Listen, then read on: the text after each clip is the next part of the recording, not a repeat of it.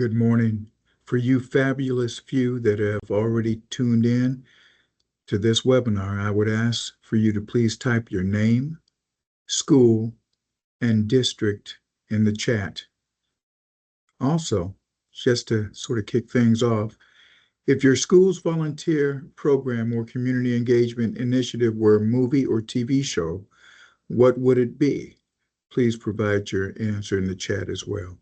Again, if your school's volunteer program or community engagement initiative were a movie or TV show, what would it be? We will start precisely at 11 o'clock.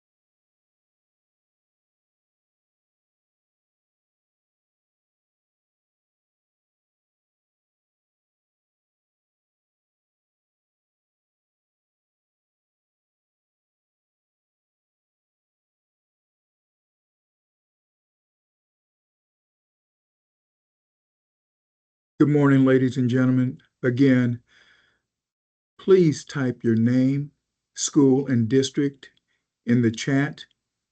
Also, just as a fun way to get started, if you could also respond to the question that's in the gold box. If your school's volunteer program or community engagement initiative were a movie or TV show, what would it be? Thank you very much. We will be starting promptly at 11 o'clock.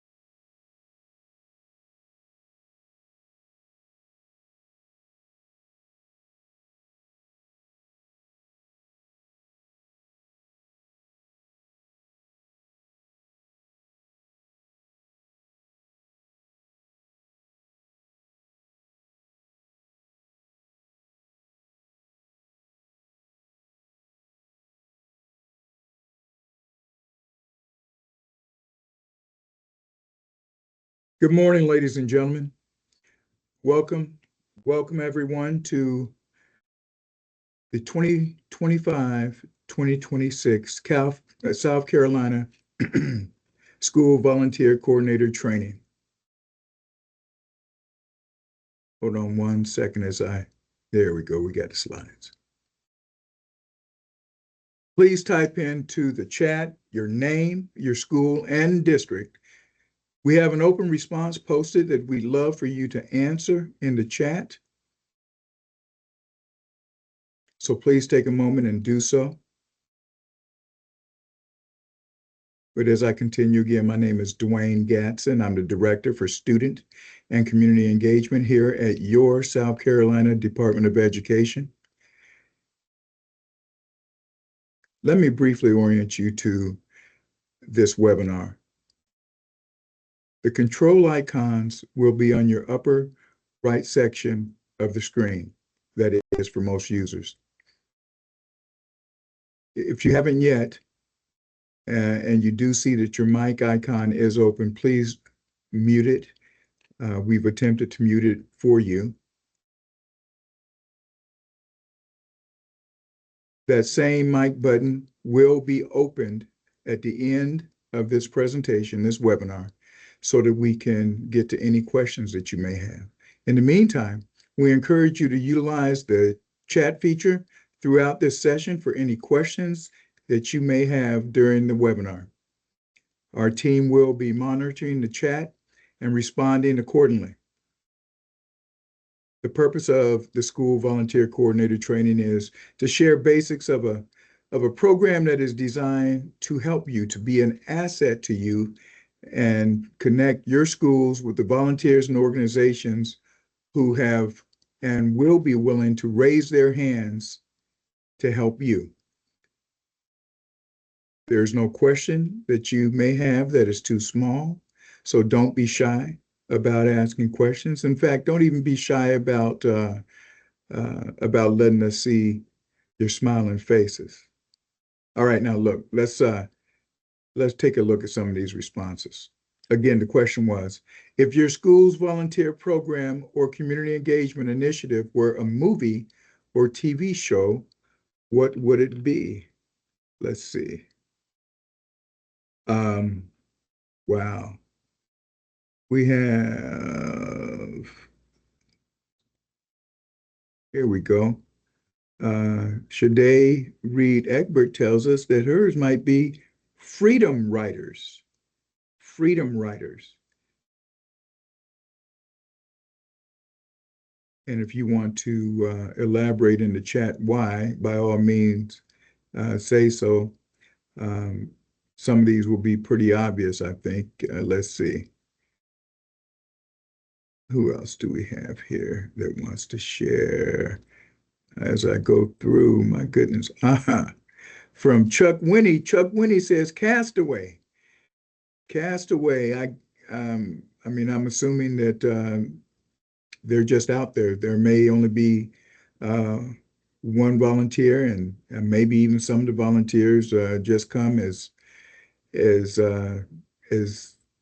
bald heads with eyes open and smiley faces. I don't know. Castaway. Let's see. Who else is out there? The Warrenville Express. It's a TV show. I have never heard of that TV show. So hopefully you all can glean. Just go with it.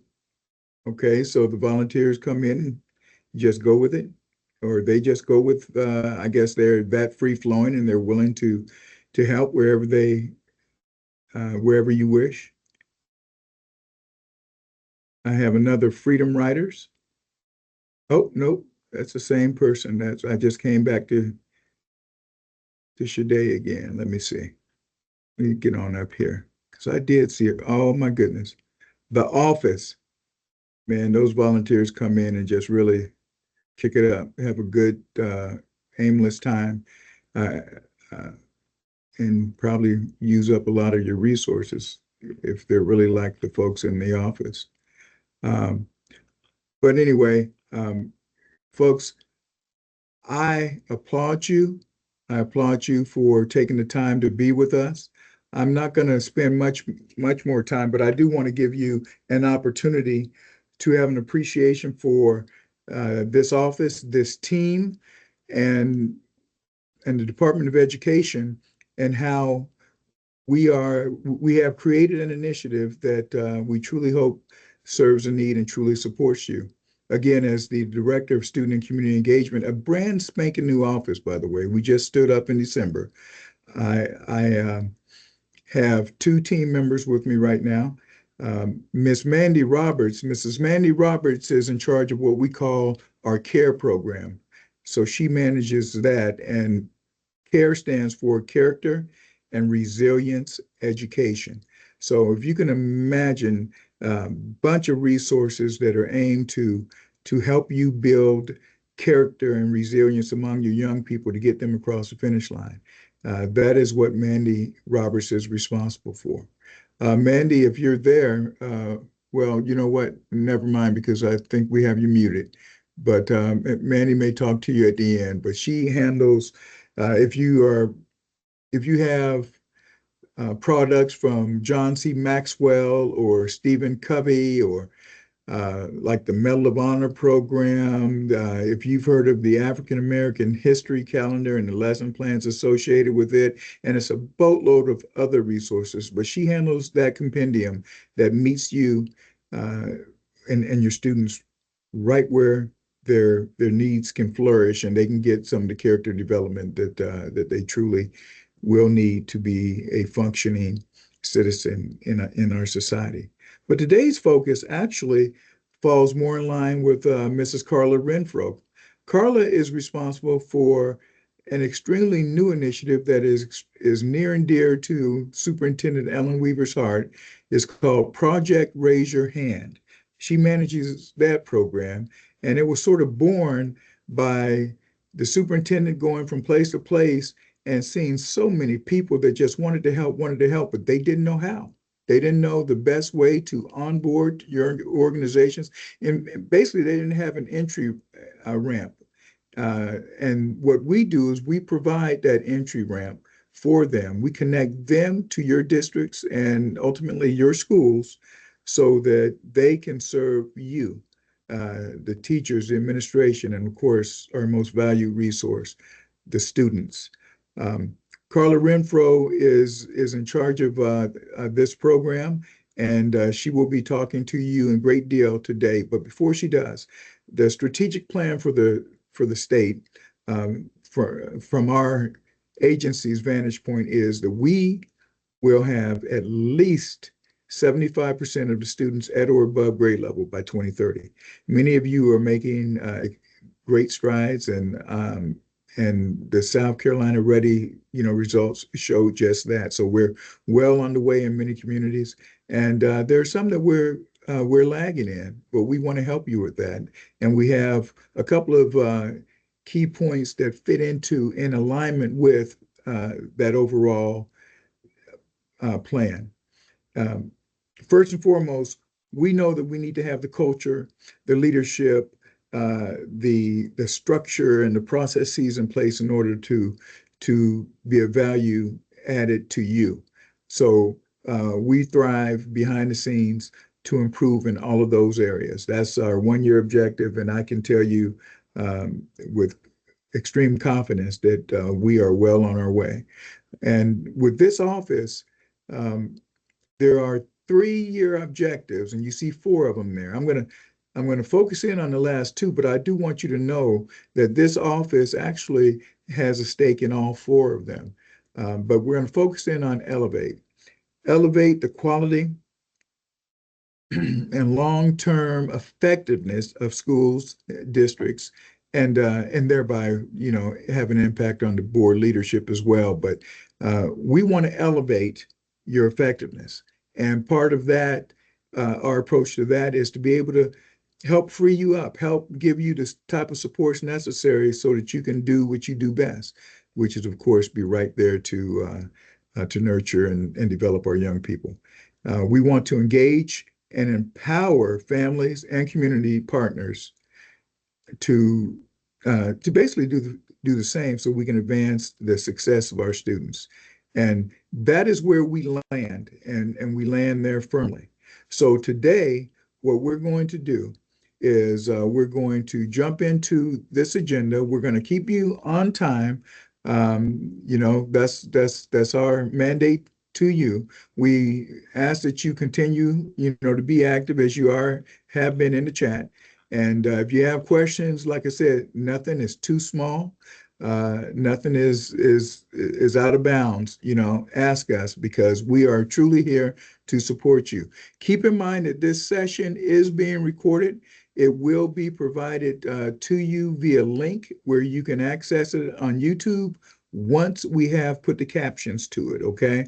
So with that said, I am pleased and grateful to pass on to you, Mrs. Carla Renfro, who will break things down for you. Carla? Thank you, Dr. Gatson, for your remarks. And before we get into today's content, let me just tell you how much we appreciate you. We, in this office, Dr. Gatson, Mandy Roberts, and I, we were all three in the classroom for a while, for several years. And so we understand how this is not your only job, okay? We know that you're wearing a lot of different hats, and this just happens to be one of them. Whether you volunteered to be the volunteer coordinator or whether you were voluntold that you were going to do it, just know we really appreciate you. And understand too that our objective, just like Dr. Gatson has said, is we truly are here to serve you. We really want to help make a difference and see an impact and see lives changed and for the better at the school level. And so just know that's why we are here. Before we get into a lot of the training, just let me give you a quick overview of what's going on. We're going to go over the basics of Project Raise Your Hand. We're going to go over the volunteer sign-up process for us, the district requirements, the main state requirement, which is the National Sex Offender Registry background check. And then we're going to go over what we have put together as your main responsibilities if you are in this role, what we consider those to be. Now, we know that you've already got volunteers coming into your district, and we are thankful for that. What we want to do today is just give you an idea of what we want to do when we are using volunteers who sign up through Project Raise Your Hand. And of course, we're encouraging you, if you have volunteers and you want to put them through our system, we would love it because it gives us a way to track, even for you, what kind of impact those volunteers are having in your school and in your district. As we go along, just know that we would love to answer any questions you might have. If you would just put those in the chat, we will try to do that. If we don't get to your questions during the training, we'll certainly try to take questions at the end. We'll try to let you go home today understanding how this, a little bit at least, about how the process works and what you can expect going forward. I'm so sorry, excuse me. There we go. As you've already heard from Dr. Gatson, Project Raise Your Hand gives concrete ways and opportunities for volunteers and organizations who wish to support students in preparing them for future success. And we like to say in simple terms that we connect the supply with the demand. We want to be that connector piece in the middle. The supply being those community members and organizations who raise their hand and say, we want to help schools. And then the demand being you or your students or your teachers, those people who need the help. We want to bring those two people or two groups together to see a lot of good done in our schools. As Dr. Gatson has alluded, this program was launched as a pilot by Superintendent Weaver through the South Carolina Department of Education in the spring of 2024. And it was done, we did it that way because, like he said, everywhere Superintendent Weaver went, people were saying, what can I do to help? Please let me help. Tell me what to do. And so we have spent the last 3 semesters in some Midland schools here, and we've had some successes. But it's now time to move from just doing it here in the Midlands and in our organization. It's time to expand it statewide to students and teachers and families. And we want to do that by building a network of volunteers and organizations to of course come along and help you in essence. Feel free to check out our website. It's been newly updated. It's projectraiseyourhand.com. And on that website, you will see all kinds of things, but you will see some videos from some program highlights. You'll hear from our superintendent of education. You will get additional information if you need it. You'll also see some toolkits that give best practices for some things you might want to try to help teachers and students and gain other volunteers. But there's also going to be an easy way for you to sign up, or not for you to sign up, but for you to send people to sign up, because there's a sign up button there. And so we look forward to being able to serve you using this new tool, or this revamped tool that we have, projectraiseyourhand.com. Okay, what are the Project Raise Your Hand basics? Well, this is a very brief overview, but basically schools identify needs, and volunteers register their availability and their preferences, their interests, that kind of thing. Matching is done based on the needs of the of the schools and the availability and preferences of the volunteers. And then you, the school volunteer coordinator, you coordinate with the volunteer what the details and the start date are for their service. The volunteer serves your school, and then we ask that the volunteer and the school both give feedback to the opportunity. That's the gist of it. But now that you've seen the basics of what it is, how do you actually get a volunteer to make it from volunteer status, if you will, into my district and into my school? And that's a great question. We're going to show you right now briefly how it happens in the Project Raise Your Hand atmosphere or environment, if you will, using 4 simple steps. Okay.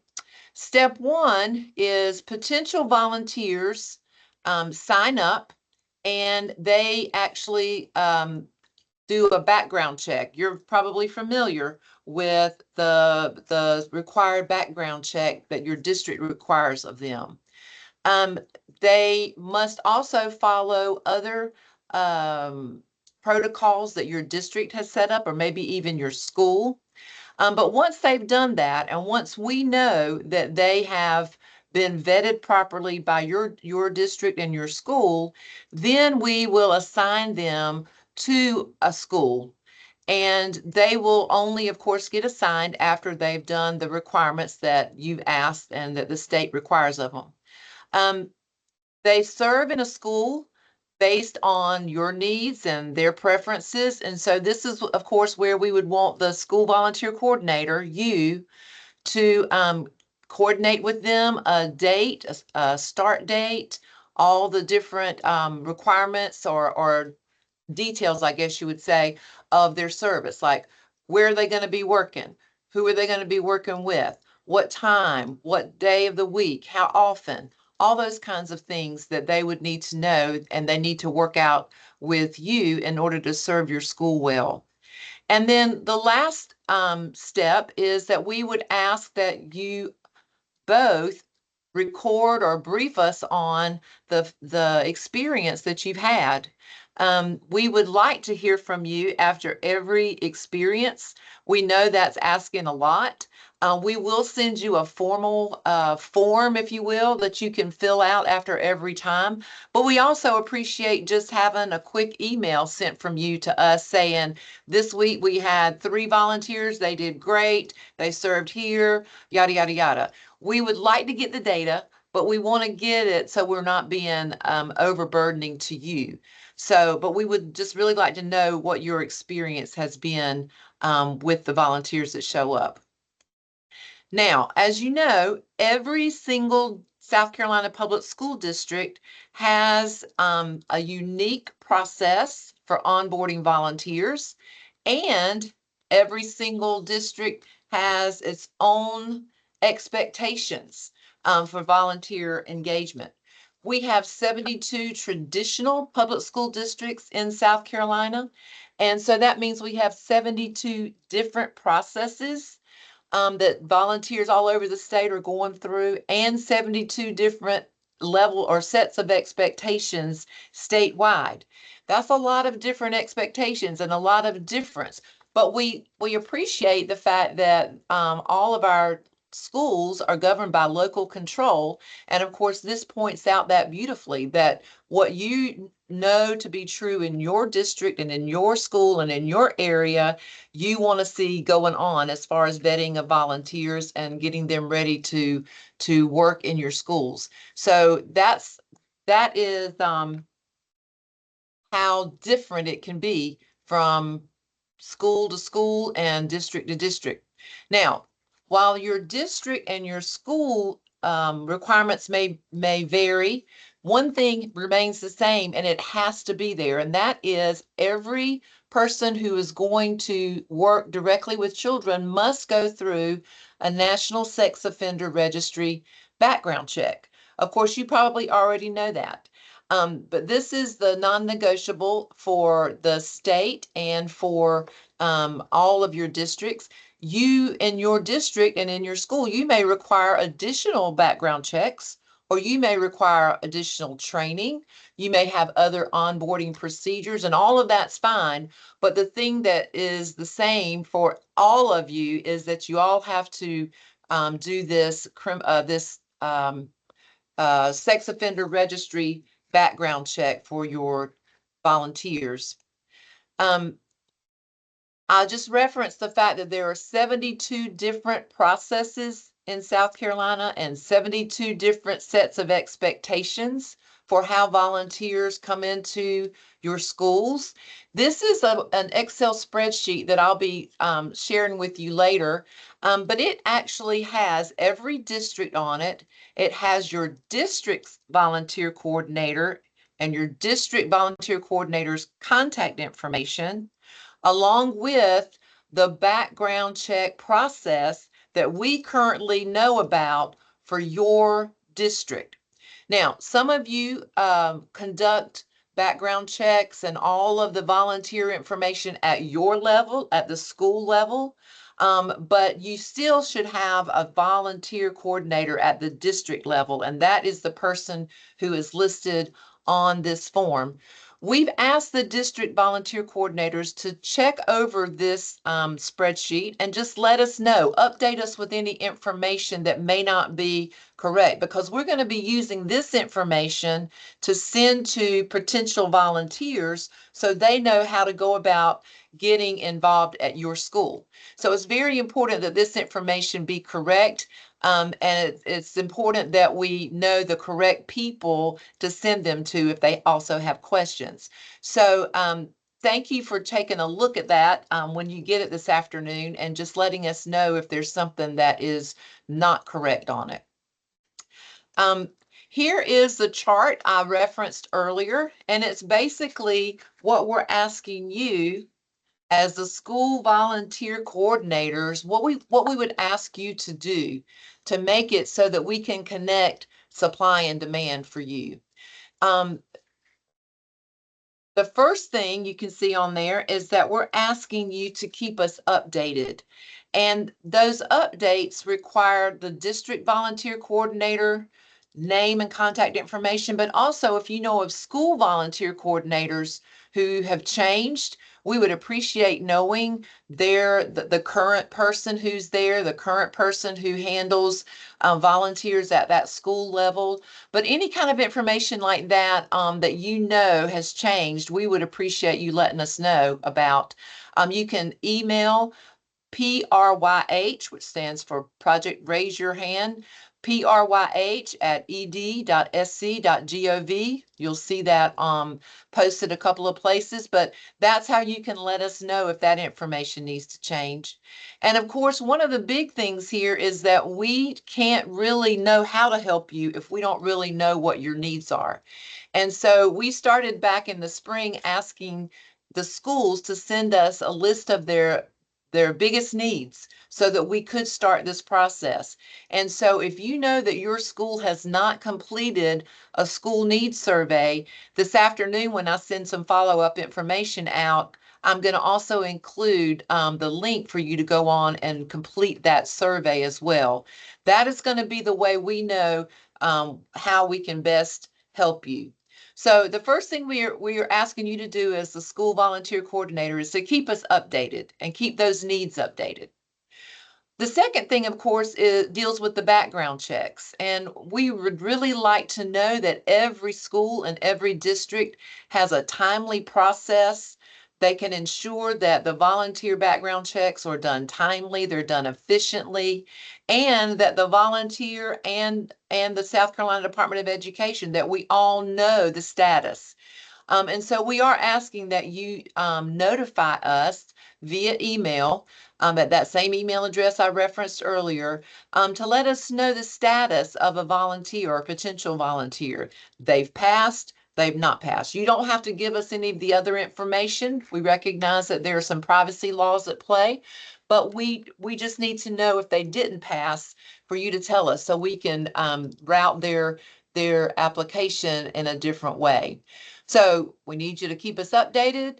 We need you to help us make sure that the background check process works timely. And then we need to ask. Carla, let me Yes, interject real quick. yes, I'm sorry.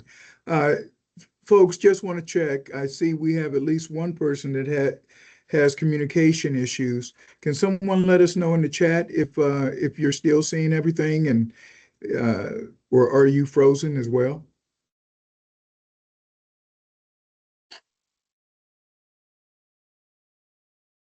Okay. Thank you. Thank you for your feedback. All right. Okay. Yeah, Carla, please go ahead. Thank you. Yes, we want to make sure everybody can hear and everybody can see what's going on. I think Dr. Gatson has already said this, but if he hasn't, I'll tell you, we are recording this, of course, and we'll make it available to you later after it's been captioned and posted on our YouTube channel. So just know you will have access to this training later. But the third thing we're asking volunteer coordinators to do is to efficiently manage those other additional requirements that you have as a school, or maybe even that your district has. We know that some districts require a formal training of all potential volunteers, and the district handles that. But we also have some districts where training is handled at the school level. And so volunteers or potential volunteers would show up and they get trained on the spot by the school volunteer coordinator, or maybe even by someone who has been asked to do the training of the volunteers that day. But every one of you does it differently. And we just want to make sure that the vetting requirements and the participation requirements that your school may have or your district may have, that those things are encouraging participation by volunteers, not discouraging. I know that if there are too many trainings that a volunteer has to watch, if they have to watch some of the same kinds of trainings that teachers do, they may say, I'm out of here. I'm not trying to do anything like that. I just wanted to go help give a teacher a break during lunch duty. So just be aware that we're looking to you to help make those transitions for volunteers into your school as smooth and and be as helpful as you can. And I'm sure you're already doing that. I'm sure you are. The next thing we would ask is that you communicate promptly with those volunteers, particularly when we're talking about the confirmation details, the details of that service that they want to do for you.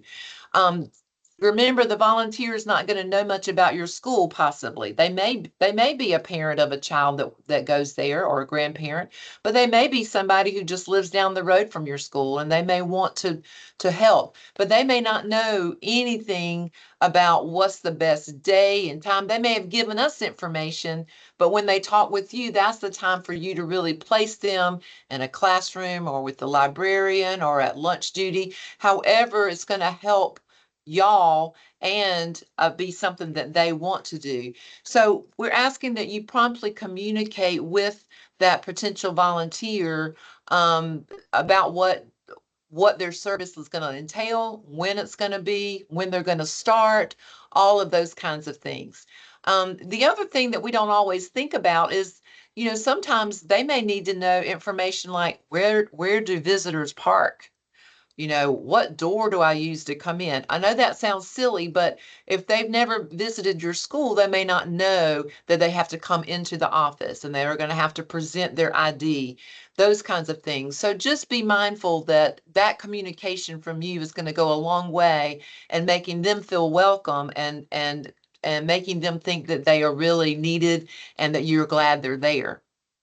For some of you, the communication, the details part is going to come from the district volunteer coordinator, and that's fine. But I know for most of you, it's probably going to come from your school level communication. And then the last thing we're asking you to do is to give us feedback, you know, to report back to us how these volunteer experiences are going, to brief us, if you will, on how it's going, and to complete end of year surveys that we may send out so that we can take the feedback you give us and make improvements. We can know what issues need to be addressed. We can make things better, hopefully on our end and on your end. But we're going to be asking the volunteer to do the same thing.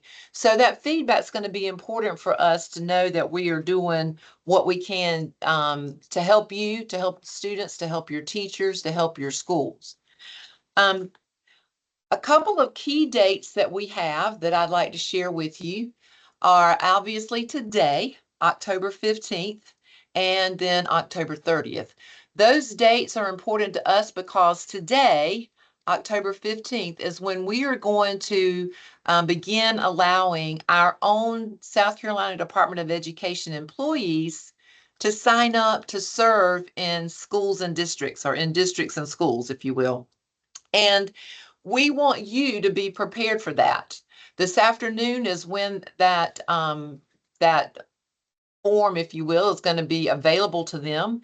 And it's very possible that today one of our employees might choose your school or your district to serve. And we wanted you to be aware of that before you started getting any information about Project Raise Your Hand and you're going, what is this?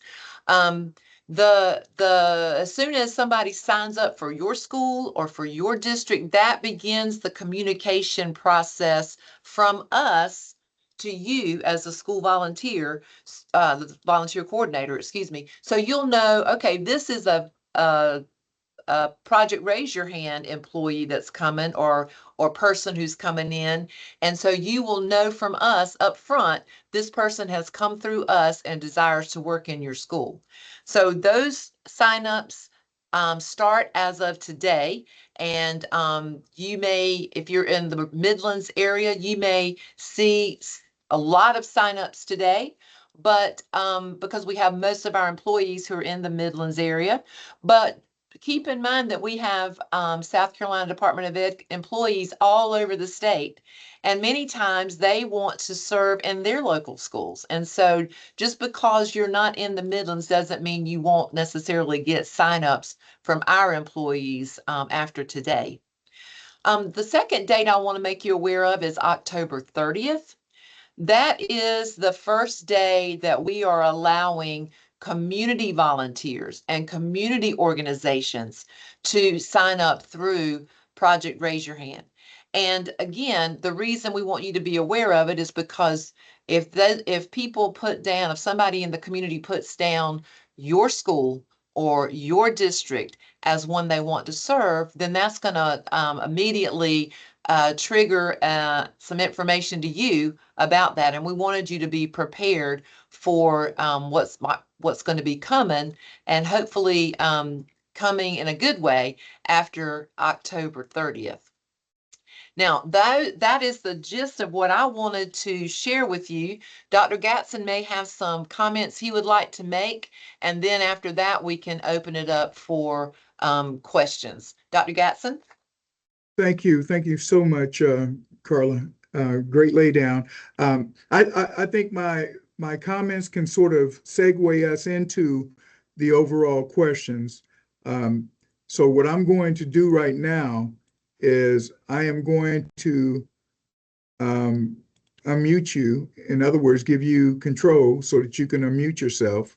So you now have that control. But I will start off with Rory Washington has a fabulous question. he wants to know if the volunteers have already been vetted. So, and I'm assuming, Roy, you're talking about by the time they get to you, will they have been vetted? Be it somebody that comes straight from our agency. Okay, great. State employees. So the short answer is no. And the reason I say it like that is clearly any of the government employees, the state employees, will be vetted to work these government jobs. However, uh, we expect districts to do their own vetting. So at the district level, you still need to go through your process. And I think you'd understand why. There, you don't want to rely on anyone else. You want to, yeah, exactly. So you get to do your own vetting. And remember, even if they were vetted across the district, they're now coming into your district, and you may have slightly different, controls. So yeah, you would get to do your own vetting for your own people. Um, is this addition to our school/district volunteers?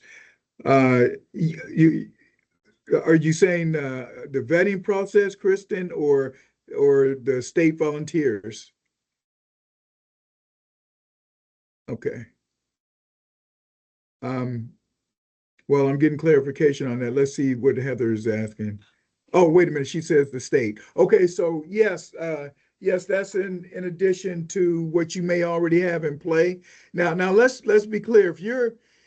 If you're a school around the Midlands, uh, for the last 3 semesters, we have been putting State Department of Education volunteers in your schools. Okay, so and some of them have done jobs like, they'll start. It's really incentivized for them, and they're incentivized to use part of their duty day to come and work in your area. So, for instance, if someone lives right outside of a school, they may start their first 2 hours of the school of their workday at your school, working like um, student drop-off points or whatever your needs are. They may end their duty day with you. They may actually pop in during lunch and relieve a teacher so that they don't have to pull a lunch duty, and they can actually get this, a teacher actually sit down and eat lunch,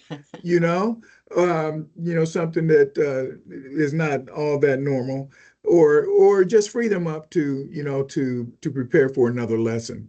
So, that's part of the reason why we're saying we don't know what to provide you unless you tell us. Okay, so we want to meet you at your needs, which is also why when Carla put out to you that yeah, you may have done your surveys, your needs surveys, but she's going to give you a link, and if you feel like updating your survey, you can. And even if you don't update it right now, we know that schools evolve and your needs change.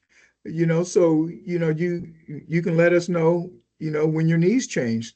So we just there are a lot of different reasons why you may want to update a survey, or maybe you have some dynamic event that you want additional help from outside of your school, and you let us know. Is it a good idea for volunteers to work in the classroom with their children? I not in lieu of a teacher. I don't think you want to do that. I think we'll be alongside. For instance, we have we have employees that come and do mentoring, and they actually sit and read with children, and they free up a teacher. But a teacher is usually in the very back of the classroom, doing whatever, grading papers or whatever the case may be. The surveys will actually be sent to us. So it's a team survey. So when you do the survey, it'll actually come straight to Carla Renfro, who was just talking to you.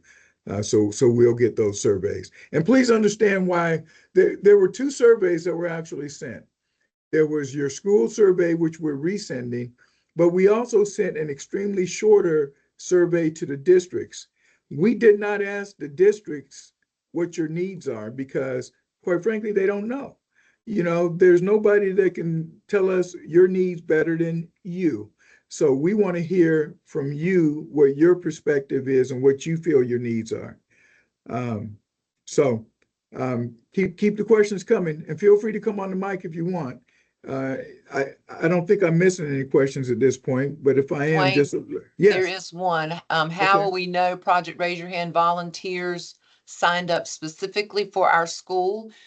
Excellent. You will get an email from us from at the Department of Education, specifically from the Project Raise Your Hand program. We will send you an email that says, you know, Sarah Smith signed up or has asked to serve, you know, ABC school.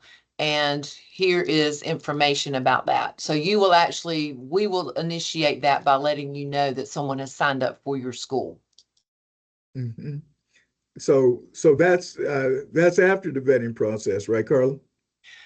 Well, we'll let them know that somebody has signed up, and we will Okay. let them know that they've got to sign, that they've got to go through the channels first. They're not yet vetted. They will not be placed yet at that school until we have gotten the okay from the district that that person has passed all the requirements. So again, as we're going back to that 5 block chart that Carla was showing you, keep in mind that at the very left of that chart, Carla, can you take us back there by chance? Thank you. So at the very left of that chart, you know, these really aren't volunteers at the left. You know, you're trying to, you know, you're telling us your needs, which is that last bullet point, and we're also saying, you know, we need you all ready and able to work. So we need to know who's working the volunteers at your district level. So that's why that district volunteer coordinator is very important. Uh, at the time that Carla is saying that you'll know that your district coordinator has received a name, which is great for you because then you can give them a little while and check. Hey, what's the status? Have they passed their background check yet? You know, and it sort of keeps everybody honest, you know. But that's how, you're a school volunteer. And I would encourage you to reach out and introduce yourself, you know, to that district volunteer. So at that point, I don't consider them a volunteer. They're a wannabe. At best, they're a wannabe. And you don't know if you want them yet, you know. So that's why in the next block, the process needs to be timely. They need to go ahead and go through and see if someone is meets that background check. Now, once, you know, if they don't meet the background check, we will get word that they don't meet the background check. Okay. And your people should be talking, your district should be talking to you as well. So they should be telling you, hey, you know, Johnny didn't pass the background check. Neither way, going to you or coming to us, should we be concerned with why? You know, the bottom line is they didn't pass. You know, so we don't, you know, they don't fit our needs. Okay, but let's say they do fit our needs, and now you get the name, and they're like, okay, put them in the mix. You know, that's when you're truly making a connection, getting them with their job, and you're getting them, you know, into your system at your school level. And the other thing that I would encourage you to do, I know, and Carla mentioned it, I just want to sort of put an exclamation point and underscore it. If you have folks right now, and I'm sure you do, that are volunteering for you, get them in this system. Get them in this system because many of your districts are very keen on incentivizing the workload that the interaction that you're doing, uplifting, you know, not just you and your teachers as you know, doing you know, working with volunteers, but just recognizing you for the hours that are being put in, you know, working with volunteers. So again, that's when you, following that's when we kick into the onboarding. And I think everything from that point on, you know, becomes pretty self-explanatory, with the emphasis being on, we want to be your biggest champion. So keep us informed. Keep us informed that you're having volunteers. Keep us informed, especially if you have something huge that you want to sort of shine a light on it. All that does is help us get you more volunteers. Good news travels. So we want to do that for you. We may be able to get some PR coverage for you. Your district has a PIO. They may be able to get you some coverage as well. And then, I'd be wrong if I didn't dip into the negative, a potential negative piece. A volunteer passes the background check, they're eligible, but then they come to you and they basically dud out. They're not effective. They get down there, they don't want to work. They just, I don't know, they have a child there. They just wanted to be there because their child's there, but they're really not doing a good work for you. Well, you're not going to ask them back, you know. So you should be passing that up to your district and sharing that information, and we should know that too, so that we can inform as well. Because if they go to your district and they're dud for you, someone else needs to understand that when they go to another district, hey, they were doing this type of work in District A. Just want you to know they didn't work out there. You know, again, just an eyes wide open thing. No major details, but they're not blackballed at that point unless you give us reason to. They've done something that really crossed that line. Just being not a good fit for your particular, I don't know, school culture or whatever the case, or that particular job isn't necessarily grounds to for lack of a better phrase, blackball them. But we do want folks to understand that, you may need to, look at this one closely, before you hire them to do this type of job. And I hope that makes sense in such a way where it would help you more than not. Somebody's confused. How could a volunteer who already works at the district not pass a back? Don't we all have to pass? Yeah, I don't think, what is that in reference to? Can somebody give me more context? Is it something we said that might have been misinterpreted? If I understand, the way I felt whenever I had worked into school and then I came to the Department of Education and I had to have a SLED background check, that still was not sufficient for the three districts here at the or the three districts in the Midlands that I volunteered in. I had to go through their specific processes. So the fact that I had been a teacher. She added context. Okay. Okay. So basically you're saying like one of the state employees, how could a state employee not pass the background check? I get it. Yeah. But Carla alluded to, you know, background checks have to be done statewide, and all of them aren't done with the same agency. But the one commonality is everybody gets a sex offender check. Okay, so that's the most common thread to background checks. Some districts go through a more thorough process. In other words, they add on to whatever checks they do. So, that would be it. Okay. I'm glad that clarifies things. And You're I think welcome. someone had a question too, Dr. Gatson, about where those initial school needs surveys were sent. And I know you've mentioned a little bit, but I think what this person was asking, they're the parent liaison. And so what I would do is ask the principal at that school if they had sent it in, or ask the district volunteer coordinator. Of course, you're going to be getting the link today from me to do it if it hasn't been done. But if you're not sure, I can also tell you if yours has been done or not. Okay. All right. And then, do we need to send field trip chaperones through Project Raise Your Hand? I think Dr. Gatson was making the point that we would love to have all of your volunteers come through Project Raise Your Hand, but that is not something that we are saying you have to do. I mean, that's obviously your district's choice. We just feel like we can offer you the ability to track that activity and help you figure out if things are going, you know, how that's going, if it's a value added for you. But we don't, you know, we would just say any volunteer that's going to serve in your school can go through Project Raise Your Hand to be connected. I Yeah, don't know if yeah, that answers the question or not. I think it does. And I think you said it much better than I did. That's good.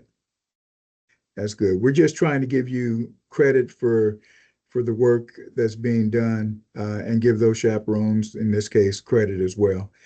And God forbid the chaperone well run dry. You know, you will already have a need out there for chaperones, and maybe you'll even garner more just by having it out there as a chaperone as a need. I don't know.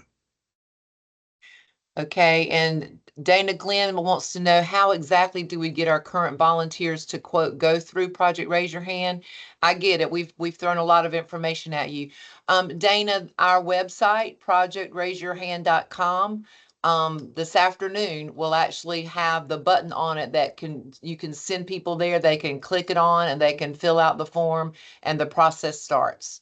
That's probably the easiest way to tell you. Just send them to the website, and you spell out the letters, or the words rather, projectraiseyourhand.com.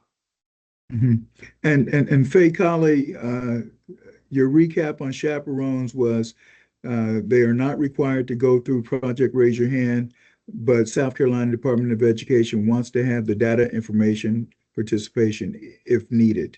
Uh, I we have spent a lot of time and energy in developing a database.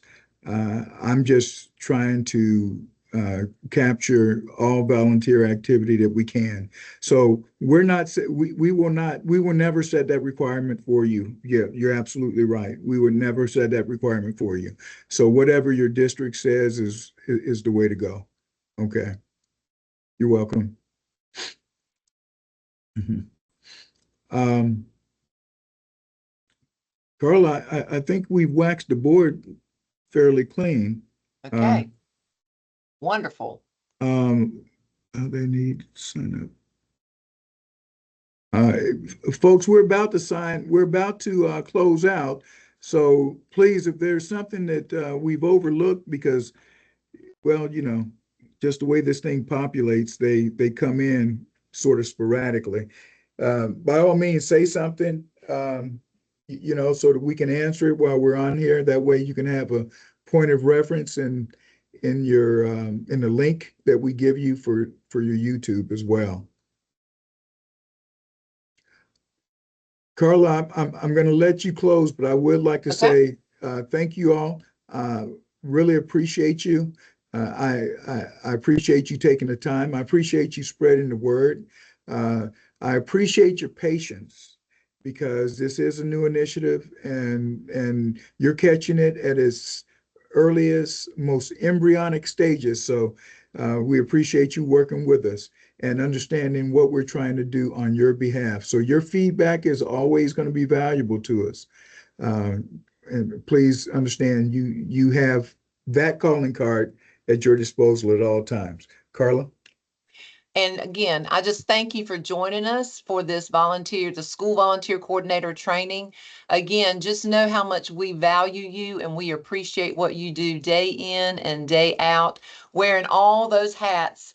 I know this is just one more, but we definitely appreciate you and just want you to know that we see you and we value you, and look forward to the partnership and the ways we're going to be able to serve you going forward. You can see that right here. If you have any questions, there's the email address you can send questions to, and I'm happy to answer those all day long so we can help you. So thank you again, and we will hopefully be in touch soon. Hopefully you'll get something from me this afternoon. Take care. And I'm going to leave this for the recording mainly. So Okay. these are three of the things that were left from our questions. How I would got you you. identify your district? Um, One, Julia Dent says she'd identify it with the movie Different World, the TV show Different World. And Julia, that's exactly what we're trying to create for you, a different world than from where we come from. So I appreciate that, even if it wasn't the way you intended to say it. Gilligan's Island, Chad Palmer, because you have castaways that show up to volunteer, but they don't return. So I get that. And hopefully we'll be able to remedy a lot of this because you'll have some folks that will be there and you'll be able to count on them in that type of recurring basis. And we have a lot of that happening in the Midlands already with Project Raise Your Hand and how some of the agency volunteers are going out there. So hopefully you'll see some of that pick up as well. And Danielle Sorrell or Sorrell. Uh, Danielle says family matters.